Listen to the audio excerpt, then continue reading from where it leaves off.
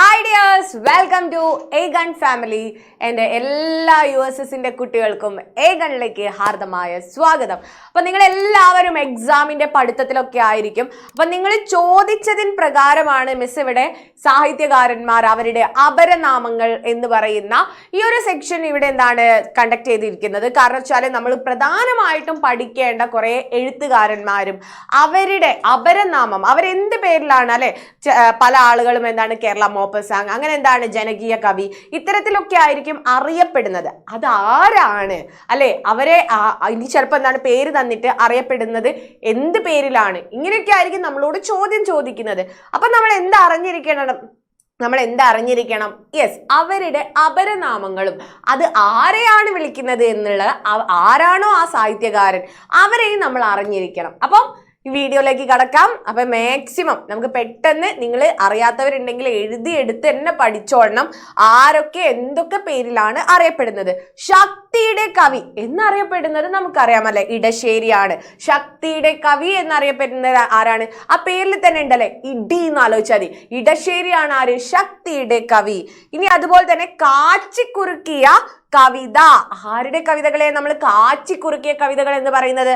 അത് വൈലോപ്പിള്ളിയുടേതാണ് അല്ലെ. വൈലോപ്പിള്ളി ശ്രീധരമേനോന്റെ കൃതികളെയാണ് നമ്മൾ എന്ത് പറയുന്നത്? കാച്ചിക്കുറുക്കിയ കവിതകൾ എന്ന് പറയുന്നത് അല്ലെ. നമുക്കറിയാം ഒരുപാട് ഓണക്കവിത, പ്രകൃതിയെ കുറിച്ച് അത്രത്തോളം എന്താണ് വർണ്ണിച്ചിട്ടുള്ള എഴുത്തുകാരനാണ്. അപ്പൊ പ്രകൃതിയിൽ നിന്നും എന്താണ് കാച്ചിക്കുറുക്കി അങ്ങനെയും എന്താണ് നമുക്ക് അതിൽ നിന്ന് പെട്ടെന്ന് തന്നെ നമുക്ക് മനസ്സിലാക്കാവുന്ന ആശയങ്ങളായിരിക്കും. അപ്പൊ കാച്ചിക്കുറുക്കിയ കവിത ആരുടേതാണ്? വൈലോപ്പിള്ളിയുടേതാണ്.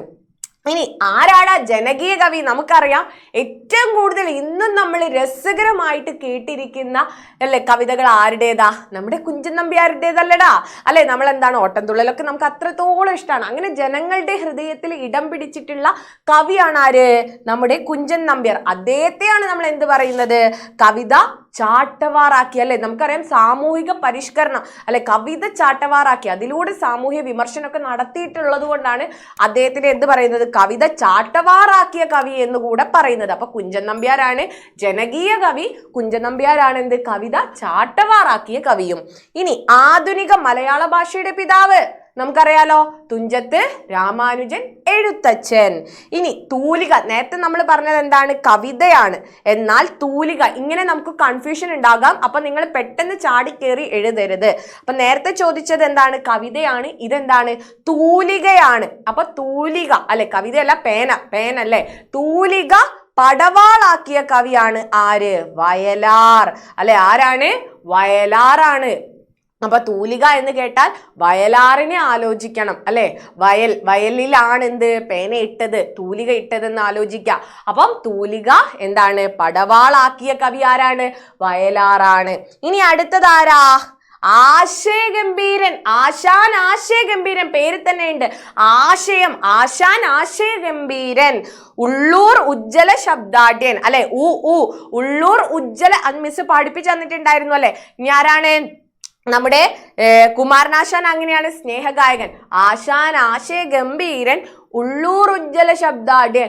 പിന്നെ കുമാരനാശാനോ സ്നേഹഗായകൻ അല്ലെ. അത് അതേ രീതിക്ക് തന്നെ പഠിച്ചു വെക്കുക. ഇനി ആരാളുള്ളത്? ശബ്ദസുന്ദരൻ. ഏറ്റവും മനോഹരമായിട്ടുള്ള ശബ്ദം അതല്ലട്ടോ, കവിതയുടെ ശബ്ദമാണ് പറയുന്നത്. നമ്മൾ എന്താണ് പഠിക്കാൻ എളുപ്പത്തിൽ ഇത്തരത്തിലുള്ള കുഞ്ഞു കുഞ്ഞു നുറുങ്ങ് ടിപ്സ് ഒക്കെ ഉപയോഗിക്കാം. അപ്പോൾ വള്ളത്തോളിന്റെ വള്ളത്തിന് എന്താണ്? നല്ല ശബ്ദമാണ് അല്ലെ പോകുന്ന സമയത്ത് എന്ന് ആലോചിച്ചാൽ മതി. അപ്പം ശബ്ദസുന്ദരൻ എന്നറിയപ്പെടുന്നത് ആരാണ്? വള്ളത്തോളാണ്. ഇനി അതുപോലെ തന്നെ സ്നേഹഗായകൻ നമ്മൾ പഠിച്ചു അല്ലെ, കുമാരനാശാനാണ്. നവോത്ഥാനത്തിന്റെ അല്ലെ, നമുക്ക് എന്താണ്? ഒരു പുതിയ ഉദയം, നവോത്ഥാനത്തിന്റെ കവി എന്നറിയപ്പെടുന്നത് ആരാണ്? കുമാരനാശാൻ തന്നെയാണ് അല്ലെ. ചണ്ടാല ഭിക്ഷുകി അല്ലെ. ഒരുപാട് കൃതികളിലൂടെ എങ്ങനെയാണ് സമൂഹത്തെ ഉദ്ധരിപ്പിക്കുക അല്ലെ. താഴ്ന്ന വർഗത്തെ അന്നത്തെ കാലത്തൊക്കെ എന്താണ് മാറ്റി നിർത്തിയിരുന്നു അല്ലെ. അവർക്കൊന്നും സ്വാതന്ത്ര്യം ഉണ്ടായിരുന്നില്ല. അപ്പൊ അവരുടെ ശബ്ദമായിട്ട് സമൂഹത്തിൽ ഒരു മാറ്റം കൊണ്ടുവരാൻ, അയിത്തം, അനാചാരം തുടങ്ങിയവയ്ക്കൊക്കെ ഒരു മാറ്റം കൊണ്ടുവരാൻ വേണ്ടിയിട്ട് സമൂഹത്തെ ഉദ്ധരിപ്പിച്ച കവിയാണ് ആര്? കുമാരനാശാൻ. ആലോചിക്കുക, ചണ്ടാല ഭിക്ഷുകി അങ്ങ് ആലോചിക്കാം. പിന്നെന്താണ് കേരള വ്യാസൻ അല്ലെ? കേരള വ്യാസൻ എന്നറിയപ്പെടുന്നത് ആരാണ്? മഹാഭാരതം എഴുതിയ ആളാണ് അല്ലെ വ്യാസൻ. അപ്പൊ കേരള വ്യാസൻ എന്നറിയപ്പെടുന്നത് ആരാണ്? കൊടുങ്ങല്ലൂർ കുഞ്ഞിക്കുട്ടൻ തമ്പുരാനാണ്. ഇനി കേരള പാണിനി, നമുക്കറിയാം, നമുക്കൊരു വ്യാകരണ ഗ്രന്ഥമുണ്ട്. മലയാളത്തിന്റെ ഒരു വ്യാകരണ ഗ്രന്ഥമാണ് എന്ത് അല്ലെ? കേരള പാണിനീയം അല്ലെ? കേരള പാണിനീയം എന്ന് പറയുന്ന എന്താണ് കൃതി. അപ്പൊ അത് എഴുതിയത് കൊണ്ടാണ് അദ്ദേഹത്തെ എന്ത് വിളിക്കുന്നത്? കേരള പാണിനി എന്ന് വിളിക്കുന്നത്.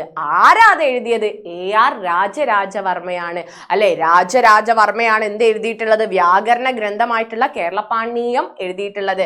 അതുകൊണ്ടാണ് അദ്ദേഹത്തെ കേരള പാണിനി എന്ന് വിളിക്കുന്നത്. ഇനിയോ കേരള കാളിദാസൻ. കാളിദാസൻ എന്താ എഴുതിയിട്ടുള്ളത്? അഭിജ്ഞാന ശാകുന്തളം അല്ലെ? ഒരുപാട് സംസ്കൃതത്തിലുള്ള മനോഹരമായിട്ടുള്ള നാടകം ഇതൊക്കെ എഴുതിയിട്ടുള്ള വ്യക്തിയാണ് അല്ലെ കാളിദാസൻ. ആ കാളിദാസന്റെ കൃതി അല്ലെ എന്താണ് മലയാളത്തിലേക്ക് വിവർത്തനം ചെയ്തത് കൊണ്ട് കേരള കാളിദാസൻ എന്നറിയപ്പെടുന്നത് ആരാണ്? കേരളവർമ്മ വലിയ കോയിത്തമ്പുരാനാണ്. കേരളവർമ്മ വലിയ കോയിത്തമ്പുരാനാണ് എന്തറിയപ്പെടുന്നത്? കേരള കാളിദാസൻ അല്ലെ? കാളി അല്ലെ? അപ്പൊ കോഴിയെയും കാളിയെയും ഒക്കെ നിങ്ങൾ അങ്ങ് ആലോചിക്കുക. അപ്പൊ കേരള കാളിദാസൻ എന്നറിയപ്പെടുന്നത് കേരളവർമ്മ വലിയ കോയിത്തമ്പുരാനാണ്. ഇനി കേരള സ്കൗട്ട് എന്നറിയപ്പെടുന്നത് ആരാ? CV രാമൻപിള്ള അല്ലെ? നമുക്ക് ഒരുപാട് ചരിത്രപരമായിട്ടുള്ള ഒരുപാട് മൂല്യവത്തായിട്ടുള്ള കൃതികൾ നമുക്ക് നൽകിയിട്ടുള്ള CV രാമൻപിള്ളയാണ് ആര്? കേരള സ്കൗട്ട് എന്നറിയപ്പെടുന്നത്. കേരള സ്കൗട്ട് എന്നറിയപ്പെടുന്നത്. ഇനി കേരള തുളസീദാസൻ എന്നറിയപ്പെടുന്നത് ആരാണ്? വെണ്ണിക്കുളം അല്ലെ? തുളസി ഉള്ളത് എവിടെയാണ്?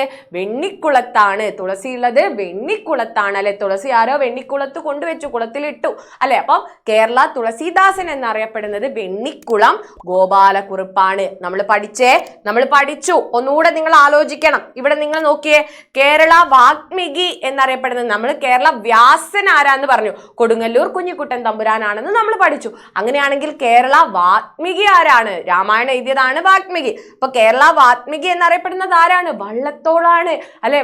വാഗ്മികി വന്നത് വള്ളത്തിലാണ്. അപ്പൊ വള്ളത്തോളാണ് അല്ലെ? നമ്മൾ നേരത്തെ പഠിച്ചു അല്ലെ? വള്ളത്തിന് എന്താണ്? ശബ്ദമുണ്ട്, നല്ല ശബ്ദമുണ്ട്. അപ്പൊ ശബ്ദസുന്ദരനാണ് വള്ളത്തോൾ. അതുപോലെ തന്നെ കേരള വാഗ്മികി എന്നറിയപ്പെടുന്നതും ആര് തന്നെയാണ്? വള്ളത്തോളാണ്. ഇനി കേരള ക്ഷേമേന്ദ്രൻ എന്നറിയപ്പെടുന്നത് ആരാണ്? വടക്കുംകൂർ രാജരാജവർമ്മയാണല്ലേ? വടക്കുംകൂറാണ്. വടക്കുംകൂറിലുള്ള രാജാവിനാണ് കൂടുതൽ ക്ഷേമമുള്ളത് അല്ലെ? നല്ല സുഖത്തിലാണ് ജീവിക്കുന്നത്. ക്ഷേമേന്ദ്രൻ എന്നറിയപ്പെടുന്നത് വടക്കുംകൂർ രാജരാജവർമ്മയാണ്.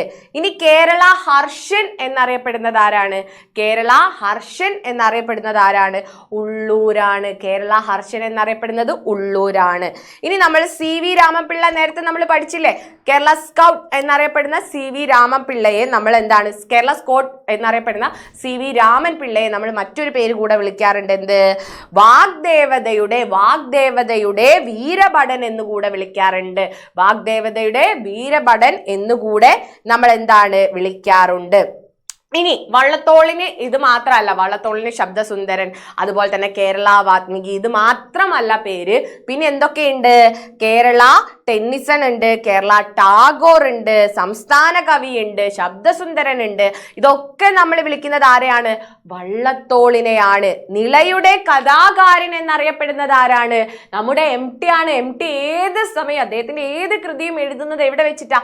നിളയുടെ തീരങ്ങളെ ബന്ധിപ്പിച്ചുകൊണ്ടാണ് അല്ലെ? നിളാ തീരത്തിരുന്നു കൊണ്ടാണ്, നിളയെ ആസ്വദിച്ചു കൊണ്ടാണ്. MT പറയുകയുണ്ടായല്ലേ, പണ്ടൊക്കെ ഞാൻ ആ നിളയുടെ ഇപ്പുറത്തായിട്ട് വീടുണ്ടാക്കിയിരുന്നു. കാരണം എന്താ? വീട്ടിൽ നിന്ന് നോക്കിയാൽ ആ നിള കാണാം, പ്രകൃതി കാണാം. പക്ഷെ ഇപ്പൊ അവിടെയല്ല. കാരണം എന്താണ്? നിള ഇപ്പോൾ ഇല്ല അല്ലെ? വെള്ളമൊക്കെ ചുരുങ്ങിപ്പോയി. അപ്പൊ അത്രയ്ക്കും നിളയെ, പ്രകൃതിയെ സ്നേഹിച്ച വ്യക്തിയാണ് ആര്? MT. അപ്പൊ പ്രധാനപ്പെട്ട ഈ കാര്യങ്ങളൊക്കെ എൻ്റെ മക്കൾ പഠിച്ചോളണം. അറിയാത്തത് മിസ് പറഞ്ഞ രീതിക്ക് എന്തെങ്കിലുമൊക്കെ ടിപ്പൊക്കെ ഉപയോഗിച്ച് വേഗം മനസ്സിലാക്കി വെക്കുക. വർഷങ്ങളും ഒക്കെ ഈ രീതിക്ക് തന്നെ പഠിക്കുക. അങ്ങനെയാണെങ്കിൽ നമ്മൾ ഒരിക്കലും മറന്നു പോവില്ല. ഇനി എന്തെങ്കിലും ആളുകളെ പേരൊക്കെ ആണെങ്കിൽ നമ്മളെ തൊട്ടടുത്ത് അല്ലെ നമുക്ക് അറിയുന്ന പരിചയക്കാർക്കൊക്കെ അത്തരം പേരുകളൊക്കെ ഇട്ടിട്ട് പഠിച്ചു കഴിഞ്ഞാൽ നമുക്ക് ഒരിക്കലും അത് മറന്നു പോവില്ല. അപ്പൊ ആ രീതിക്കൊക്കെ എൻ്റെ മക്കൾ പഠിക്കാൻ ശ്രമിക്കുക. അപ്പൊ നമുക്ക് ഇനിയുള്ള ലൈവിൽ കാണാം, വീഡിയോസിൽ കാണാം. ബൈ.